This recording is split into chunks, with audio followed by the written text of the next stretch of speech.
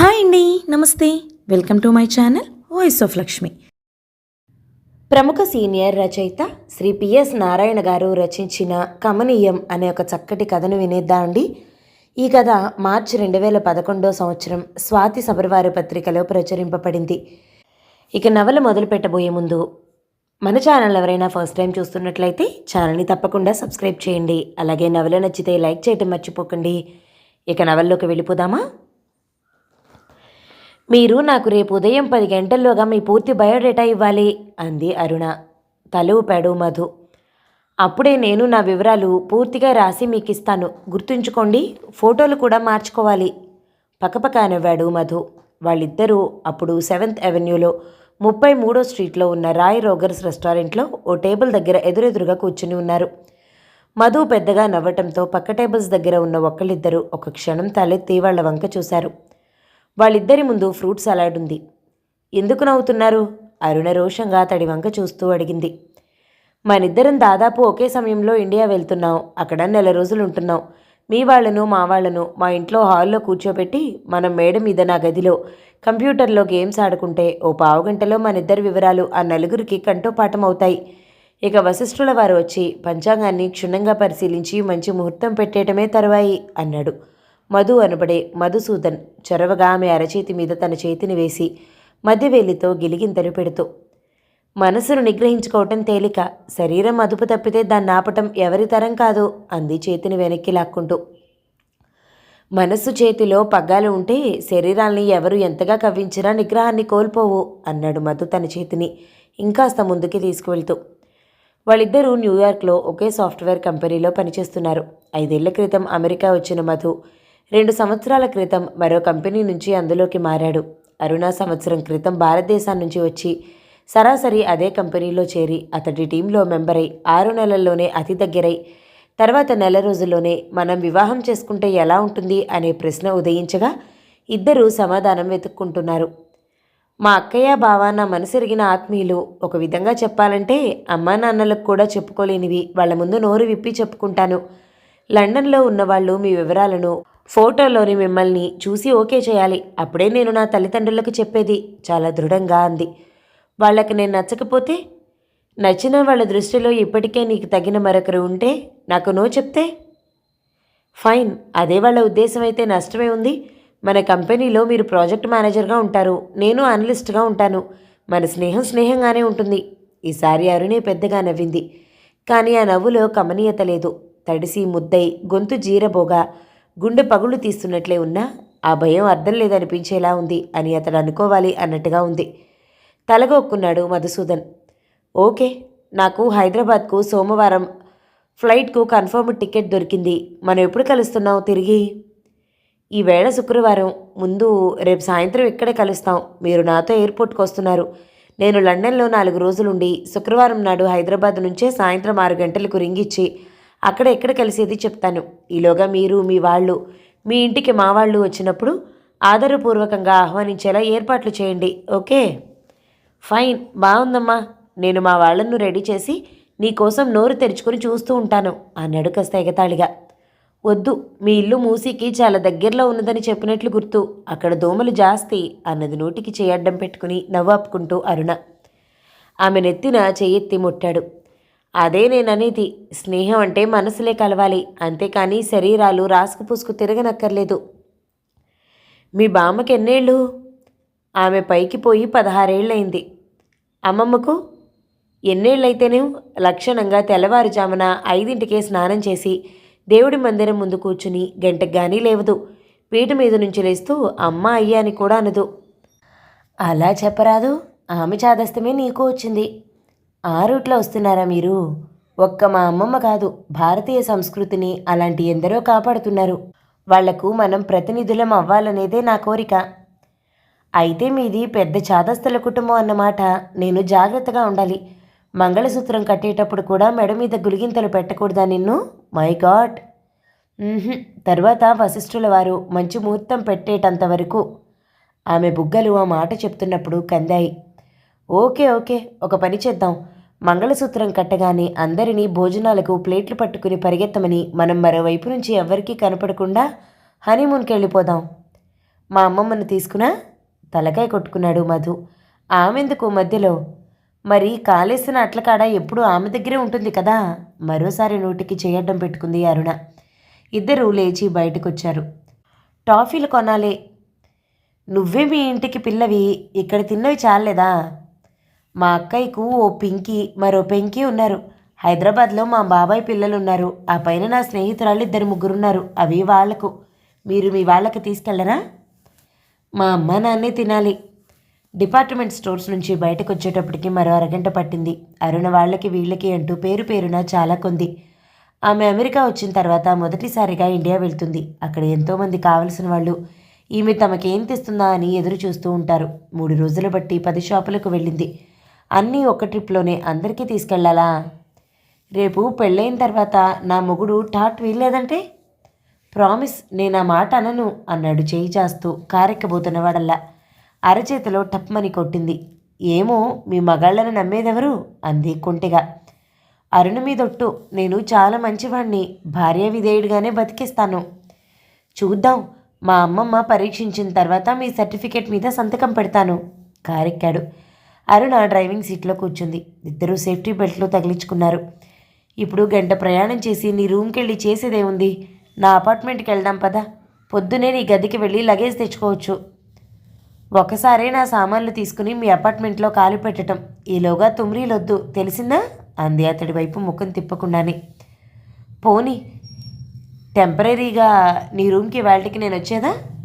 చుప్ అంది చిరుకోపంతో. వచ్చాను అన్నాడు మధు కాలింగ్ బెల్కు స్పందనగా తలుపు తీసిన అరుణని చూస్తూనే.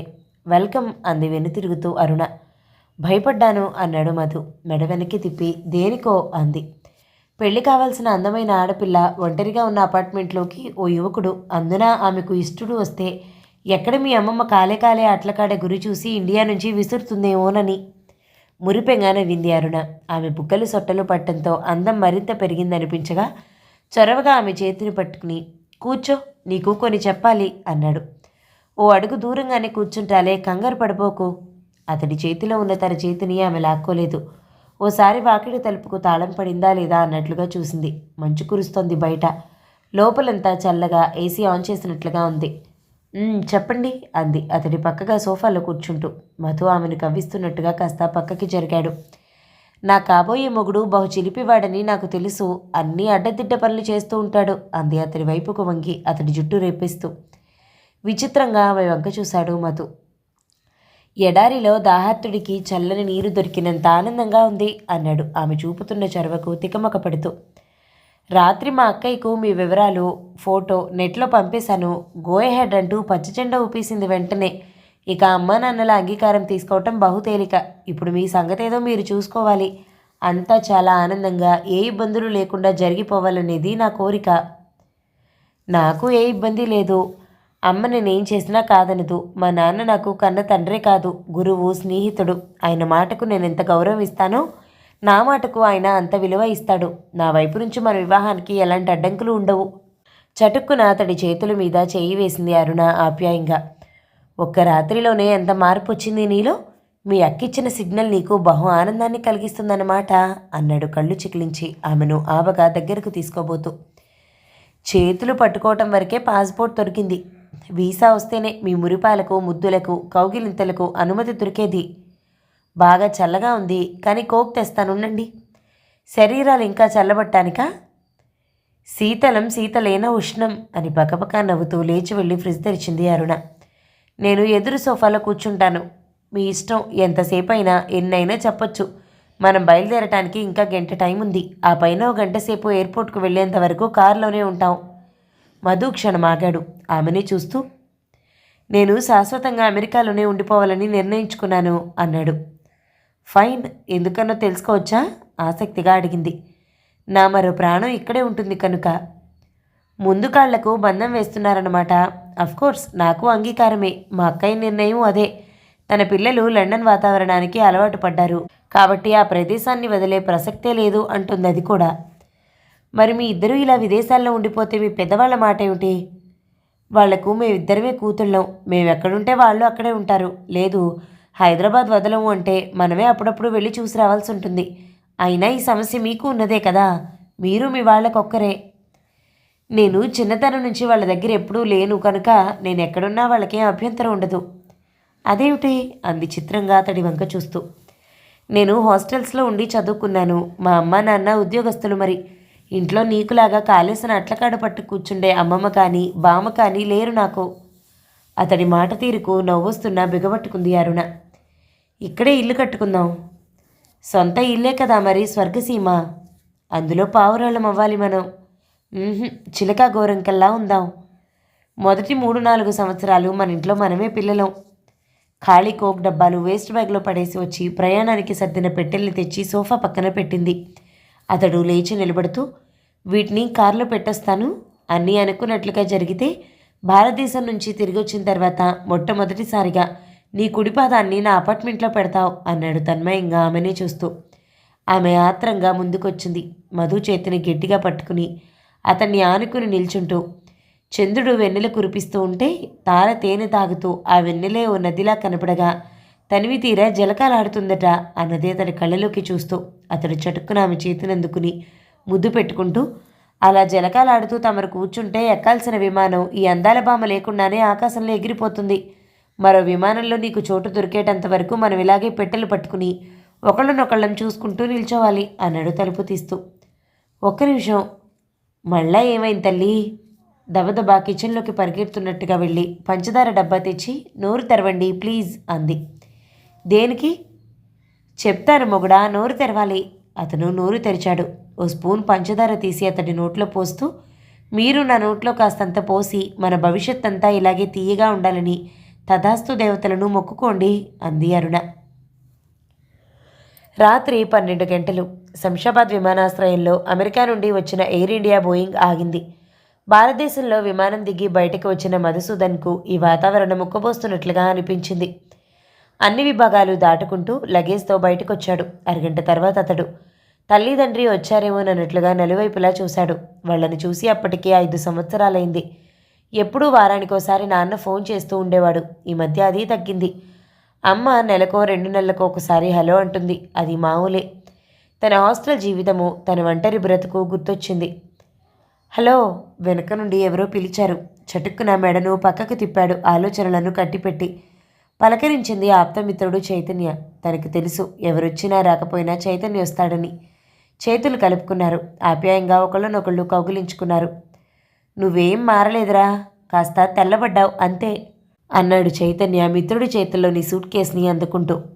నువ్వు లావెక్కావు అన్నాడు మధుసూదన్ నవ్వుతూ. జయంతి సాన్నిహిత్యం నా శరీరాకృతిని మారుస్తుందని చాలామంది అంటున్నారా అన్నాడు పక్కపక్క నవ్వుతూ. సంవత్సరం క్రితం అతడి పెళ్ళయింది. రమ్మనమని మరీ ఫోన్లు చేసినా తను రాలేకపోయాడు.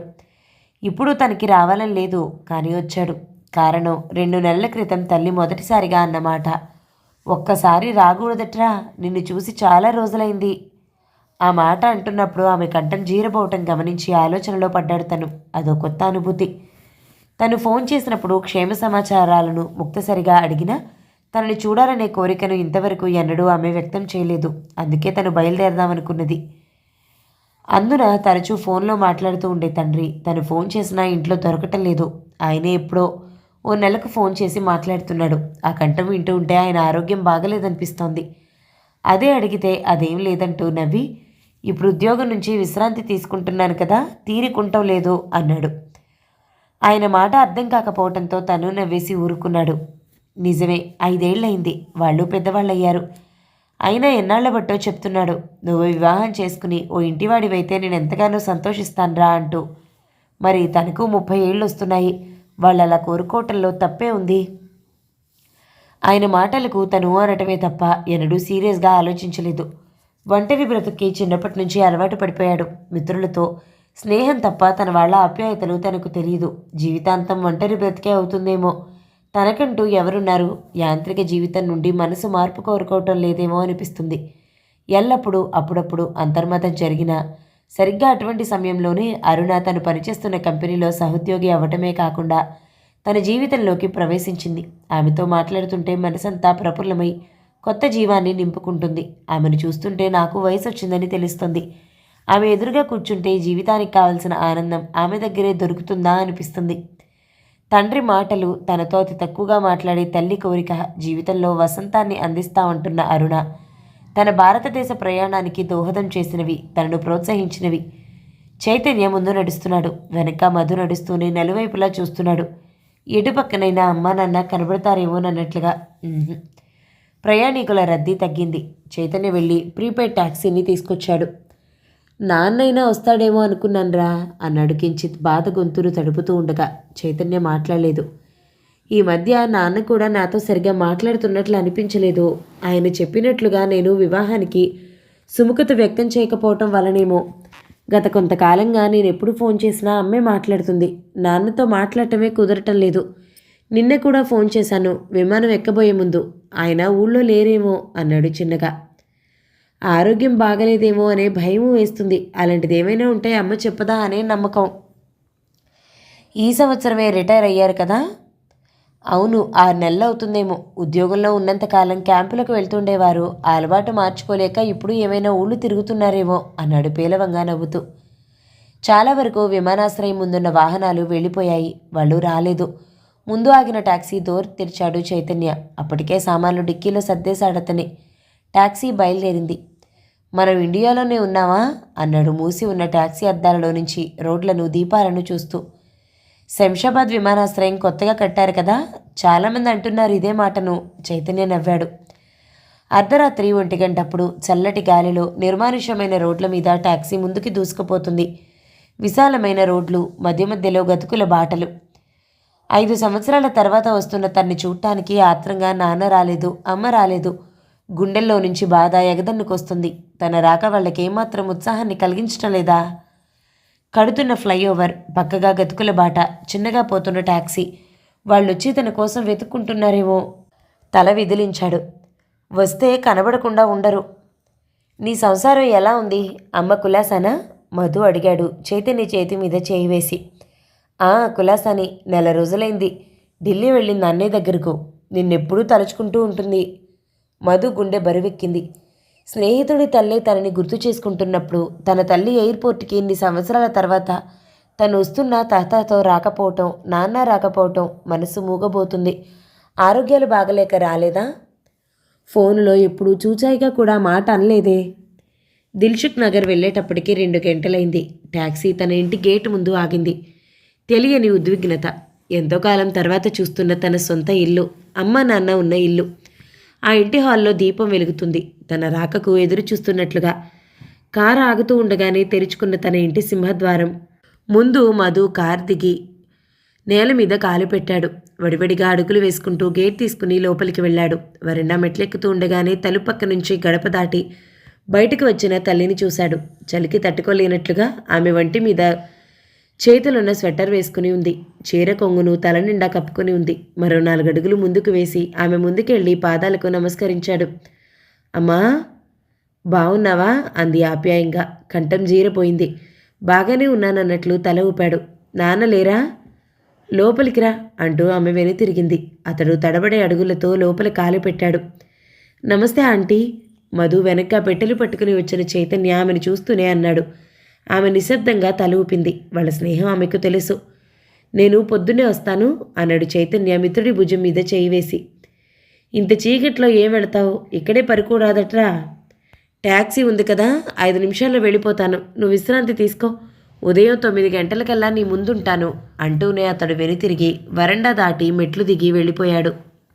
ట్యాక్సీ వెళ్ళిపోయిన శబ్దం. మధు వెళ్ళి సోఫాలో కూర్చున్నాడు. లోపలికి వెళ్ళిన తల్లి మంచినీళ్ళ గ్లాస్తో బయటకొచ్చింది. టీ పెట్టేదా అంది. వద్దు, నాన్నేరి పడుకున్నారా? ఆమె తడబడుతున్నట్టుగా అటు ఇటు కదిలింది. లేరు. ఎక్కడికెళ్ళారు? ఆత్రంగా అడిగాడు. తెలీదు. వింతగా తల్లి వంక చూశాడు. ఎప్పుడొస్తారు? తెలీదు. ఉలిక్కి పడ్డట్టుగా అతడు లేచి నిలబడ్డాడు. వడివడిగా ఆమె ముందుకు అడుగులు వేస్తే, కనీసం వెళ్ళి ఎన్నాళ్ళయిందో తెలుసా అన్నాడు విసురుగా. ఆమె చటుక్కున ముఖాన్ని పక్కకి తిప్పుకుని తన గదిలోకి వెళ్ళిపోయింది. ఆమె వెనకాలే ఆ గదిలోకి వెళ్ళాలనిపించలేదు. అసహనంగా అటు ఇటు చూస్తూ అదేదో పరాయి ఇల్లులా అక్కడే నిలబడిపోయాడు. ఇంట్లో తనింటి లేడు. లోపలికి వెళ్ళిన ఆమె బయటకొచ్చి ఏం చెప్తుందో అన్నట్టుగా భయంగా అటే చూస్తున్నాడు. ఆమె 2 నిమిషాలైనా బయటకు రాలేదు. ఏమైంది అసలు? పాదం లోపలికి వేయకుండానే తలుపు మండిగం మీద 2 చేతులు వేసి లోపలికి వంగుతూ అన్నాడు. మంచం పక్కన అటు తిరిగి నిల్చున్న ఆమె కదిలి అతడి ముందుకు వచ్చింది. ఆమె చేతిలో కాగితం ఉంది. దాన్ని అతడికిస్తూ చదువు అంది. ఒక్కసారి ఆమె ముఖంలోకి చూశాడు. ఆ ముఖంలో ఏ భావాలు లేవు. బిగుసుకుపోయి ఉంది. అతడు ఆత్రంగా మడిచి ఉన్న కాగితాన్ని తెరిచాడు. చారులత, మనిద్దరికీ పొసగదని మన వివాహం అయిన కొద్ది రోజులకే నాకు అర్థమైంది. కానీ పెద్దవాళ్లకు మనస్తాపం కలిగించడం ఇష్టం లేక, లోకానికి భయపడి చేస్తున్న ఉద్యోగాన్ని వదులుకోలేక నా బిడ్డ అన్యాయమైపోతాడేమోననే భయంతో మనసును కుదించుకుని ఇన్నాళ్ళు ఇక్కడే ఉండిపోయాను. నా పద్ధతులు నావి, నీ పద్ధతులు నీవి. రైలు పట్టాల్లా మన మనసులు సమాంతర రేఖలయ్యాయి. ఇప్పుడు ఉద్యోగం నుండి విముక్తి లభించింది. ఇక మన గురించి బాధపడే పెద్దలు నీకు కానీ నాకు కానీ లేరు. అందుకే నా శేష జీవితాన్ని నేను కోరుకున్నట్లుగా ప్రశాంతంగా గడపడానికి నిర్ణయించుకున్నాను. నేను ఇలా ఇంటి నుంచి వెళ్ళిపోయినట్లుగా వాడికి తెలియనీకు. అలా తెలిస్తే వాడు ఇక ఇండియాకు రాడు. నీకొక్కసారైనా వాడిని చూసే అదృష్టం దక్కకుండా చేసుకోబోకు. ఎప్పటికైనా మదే నీకు అండా అనే విషయం మనసులో గుర్తుంచుకుంటే నీ భవిష్యత్తు ప్రశాంతంగా గడిచిపోతుంది. ఇట్లు ఆనందమూర్తి. అది చదివి శూన్యంలోకి చూస్తున్నట్లుగా తల్లి వంకే చూస్తూ ఉండిపోయాడు మధుసూదన్. అయితే ఇప్పుడేమంటావు? ఇంట్లో మీ నాన్న లేడు కాబట్టి నేను పరాయి మనిషిని అయిపోతానా? కాలేను. నీ తండ్రికి భార్యనవ్వటంతో నీకు సవతి తల్లినే అయినా తల్లిననే విషయం మర్చిపోవద్దు. చారులత గదిలో నుండి బయటికి వస్తూ పెద్దగా అరుస్తున్నట్లు అడిగింది. మధు మాట్లాడలేదు. ఇప్పుడే కాదు, రాత్రి ఆ ఇంట్లో కాలు పెట్టిన తర్వాత తండ్రి వెళ్ళిపోతూ రాసిన కాగితాన్ని ఆమె చూపినప్పటి నుండి అతడు నోరు తెరవలేదు. అతని గుండెల్లో లావా మరుగుతూ అతన్ని అచేత నుండి చేస్తోంది. నా జీవితాన్ని నరకం చేశాడు మీ నాన్న. ఆయన నమ్మిందే మంచిది అనుకున్నప్పుడు వివాహం చేసుకోకూడదు. చేసుకుంటే భార్య మాటకు విలువ ఇస్తేనే ఆ సంసారం బాగుంటుందనే ఇంగిత జ్ఞానం ఉండాలి. చారులత చేసిన ఉప్మాను ప్లేట్లో పెట్టి తెచ్చి అతడి ముందున్న టీపాయ్ మీద పెట్టింది. వద్దు, ఆకలి కావటం లేదు ముభావంగా అన్నాడు. నీ ఇష్టం. తల్లి ఎప్పుడూ పిల్లలకు విషం పెట్టదు. జీవితాంతం చేయి పట్టుకుని నడిపించవలసిన మొగుడు వదిలేళ్ళిపోతేనే ఏమీ చేయలేకపోయాను. నీకు నేను పనికి రాకపోతే చేసేదేముంది? వంట చేసి టేబుల్ మీద పెడతాను. ఆకలైనప్పుడు తిను. ఆఫీస్లో ఇన్స్పెక్షన్ జరుగుతుంది. సెలవు పెట్టి ఇంట్లో ఉండలేను. నేను వెళ్ళిపోదాం అనుకుంటున్నాను. ఎక్కడికి?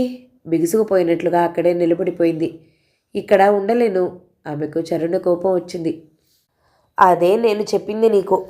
మొగుడు దేశాలు పట్టుకుపోతేనే ఆడదాన్నైన నేను తిండి మానుకుని ఏడుస్తూ కూర్చోలేదు. ఈ ఇల్లు ఉండరానిదనుకుంటూ వెళ్ళిపోనూ లేదు. నాలాంటి వాళ్ళ జీవితం గానుగకు కట్టిన దున్నపోతులా తిరుగుతూనే ఉంటుంది. ఎండైనా వానైనా తుఫాన్ వచ్చినా ఆగకుండా. నీ ఇష్టం వచ్చినట్లు చేసుకో. నేనిప్పుడు అనుభవిస్తున్న దానికంటే కొత్తగా పొందే బాధ ఏమీ లేదు. ఆమె విసురుగా బాత్రూంలోకి వెళ్ళి తలుపేసుకుంది. మధు డీలా పడిపోయాడు. తను తొందరపడుతున్నాడా? భర్త దూరమైపోయాడనే బాధలో ఉన్న తల్లిని ఓదార్చాల్సింది పోయి మరింత కష్టపెడుతున్నాడా? అసలు ఆమె బాధపడుతుందా అని అతడు కళ్ళు మూసు కూర్చున్నాడు. ఎదురుగా టీపాయ్ మీద తల్లి పెట్టిన ఉప్మా ప్లేట్ అలాగే ఉంది. తినాలనిపించటం లేదు. తండ్రి లేని ఆ ఇంట్లో పచ్చి మంచినీళ్ళు కూడా తాగాలనిపించటం లేదు. చదువుకునే రోజుల్లో కూడా సెలవుల్లో ఎప్పుడైనా ఇంటికి వచ్చినా వాళ్ళు నవ్వుతూ మాట్లాడుకుంటూ ఉండగా తను చూసింది లేదు. చిన్నప్పుడు అర్థం కాలేదు. పెద్దయిన తర్వాత అర్థమైనా తను వాళ్ళ నడుమ తలదూర్చలేనంత దూరం అయిపోయాడు. చారులత ఆఫీస్కి వెళ్లేందుకు తయారవుతుంది. ఆమెకి ఇంకా 2 సంవత్సరాల సర్వీస్ ఉంది. ఇప్పుడు దాన్ని వదిలేసి ఇంట్లో కూర్చోవటం ఆమెకి ఇష్టం లేదు. ఆయన ఉన్నా లేకపోయినా రోజువారీ జరిగే పనులకు భిన్నంగా ఆమె ఏమీ చేయదలుచుకోలేదు. నేను వెళ్తున్నాను. వచ్చేటప్పటికి 6 అవుతుంది. నేను బాధపడటమే నీకు ఆనందమైతే నేను వండిన అన్నం తినబోకు. నేను వచ్చిందాకా కూడా ఇంట్లో ఉండటం ఇష్టం లేదంటావా? ఇక అది నీ ఇష్టం. ఇంటికి తాళం వేసి తాళం చెవి పక్కింట్లో ఇచ్చి వెళ్ళిపో. ఆమె హై హీల్ చెప్పులు టకటకలాడించుకుంటూ తలుపు దాటి బయటకు వెళ్ళిపోయింది. నిర్వికారంగా ఆమె వెళుతున్న వైపే చూస్తూ ఉండిపోయాడు మధుసూదన్. ఓకే, తనెప్పుడు తల్లికి తండ్రికి అంత దగ్గరవ్వలేదు. పోనీ రేపో అరుణైనా తనకు దగ్గరవుతుందా? ఇలాంటి సంసారంలో నుంచి వచ్చిన తను ఆమె పెద్దలకు నచ్చుతాననే నమ్మకం ఏమిటి? ఆ ప్రశ్న మనసులో ఉదయించిన క్షణంలోనే తన భవిష్యత్ అంతా ఓ అంధకారమైన లోయలా కనిపించగా వణికిపోయాడతను. కోలుకొని తల విదిలించాడు. ఆ ఊహను భరించలేనట్లుగా. గేట్ తెరుచుకుంటున్న శబ్దం అవటంతో ఉలిక్కిపడ్డట్టుగా తలెత్తాడు. మనసు మార్చుకుని అమ్మ తిరిగి వచ్చిందా? వచ్చింది చైతన్య. అతడు లోపలికి వచ్చి మధు ఎదురుగ్గా కూర్చుంటూ టీపాయ్ మీదున్న ఉప్మా ప్లేటును చూస్తూనే అదేమిటి ఇంకా టిఫిన్ తినలేదా?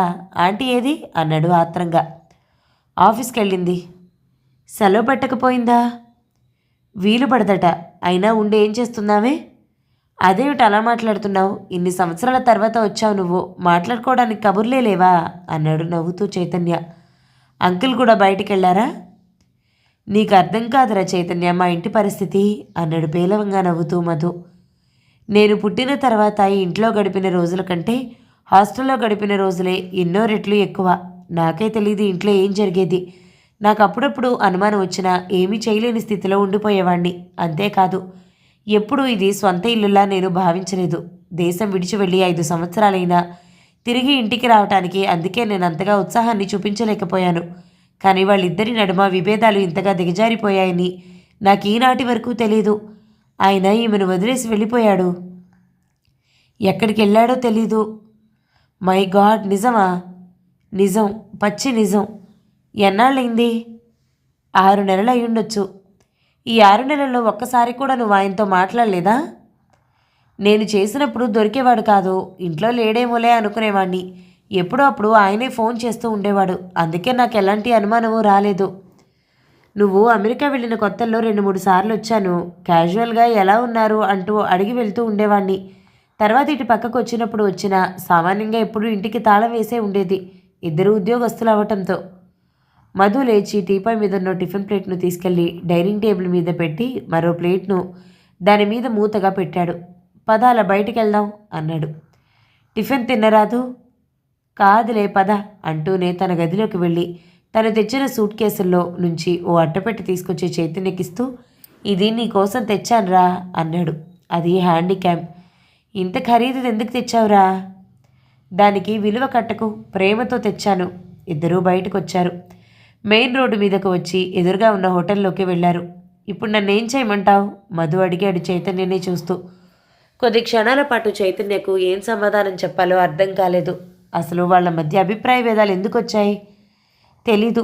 నేను వాళ్ళ నడుము పెరిగి ఉంటే అర్థమయ్యేదేమో. అసలు ఇలా జరిగిందని తెలిస్తే నేను అంత దూరం నుంచి ఇప్పుడు ఇక్కడికి వచ్చి ఉండేవాడినే కాదు. చాలా లోగొంతుకుతో అన్నాడు మధుసూదన్. సప్లయర్ వచ్చాడు. 2 కాఫీ స్ట్రాంగ్. టిఫిన్ తిన్నరాదు? నిన్న ఫ్లైట్లో ఏం తిన్నావో? వద్దు, అమ్మ పెట్టిందే తినలేకపోయాను. నాకెక్కడా తినాలనిపించటం లేదు. ఇద్దరి నడుమ మౌనమే 2 నిమిషాలు రాజ్యమేలింది. నేను అమెరికా వెళ్ళిపోదాం అనుకుంటున్నాను అన్నాడు ఉన్నట్లుండి మధు. చైతన్య ఉలిక్కి పడ్డట్టుగా అతడి వంక చూశాడు. దానివలన వాళ్లకు మరింత దూరం అవటం తప్ప నీకు ఒరిగే లాభం ఏమిటి? నాకెవ్వరూ లేరనుకుంటేనే మనశ్శాంతి దొరుకుతుందేమోనని చైతన్య జాలిగా మిత్రుడి ముఖంలోకి ఒకసారి చూసి తల వంచుకున్నాడు. అయినా ఇప్పుడు దగ్గరైతే కదా, దూరం అవుతావేమోనని భయపడేందుకు? అసలు సమస్య అది కాదు. మరి నేను అరుణ వివాహం చేసుకోవాలనుకుంటున్నావు. అదట్టుగా తలెత్తాడు చైతన్య. అరుణ ఎవరు? అమెరికాలో నా కొలీగ్, హైదరాబాద్ అమ్మాయే. నాతో పాటు 4 రోజులు సెలవు పెట్టి ఇండియా వస్తుంది. మధ్యలో లండన్లో ఉన్న వాళ్ళ అక్కయ్యని చూసొస్తానని ఆగింది. రేపో మాపో వస్తుంది. ఆ అమ్మాయి చాలా సంస్కారం ఉన్న పిల్ల. నాకు ఆమె మాటల్లో అర్థమైంది. వాళ్ళంతా సనాతనాచారాలలో నమ్మకం ఉన్నవాళ్ళు. తన పెద్దలకు నేను అంగీకారం అయితేనే వివాహం చేసుకుంటానని ఖచ్చితంగా చెప్పేసింది. నీ గురించి తెలిసిన ఎవరూ నిన్ను కాదనలేరు. అది కాదు ముఖ్యం. ఇప్పుడు నాకు అసలు పెళ్ళంటేనే ఏవగింపు పుడుతోంది.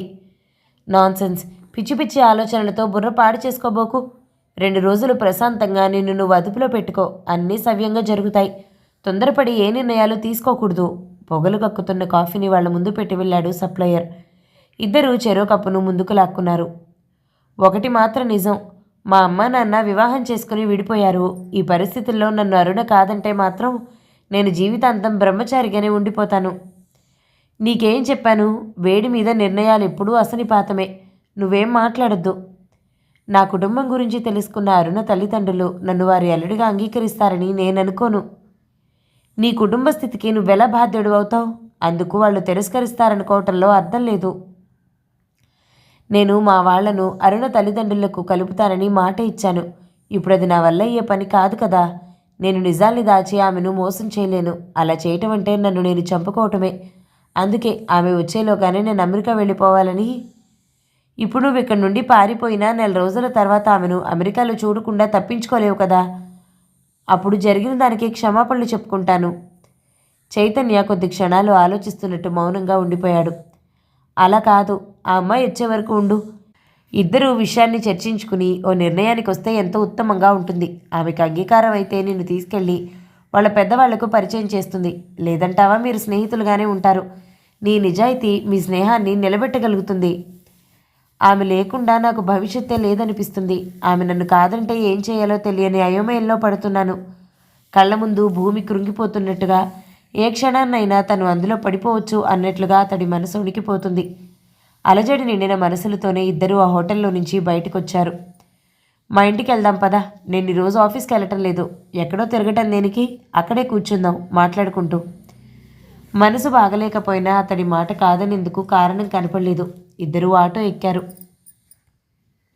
మొదటి భాగం సమాప్తం. మిగతా నవలని తర్వాతి భాగంలో విందామండి. నవల కనుక మీకు నచ్చినట్లయితే లైక్ చేయండి, షేర్ చేయండి, మంచి కామెంట్ చేయండి. మన ఛానల్ని తప్పకుండా సబ్స్క్రైబ్ చేయండి. తర్వాతి భాగంలో మళ్ళీ కలుద్దాం. అంతవరకు సెలవు మరి. Thank you so much for watching. నమస్తే.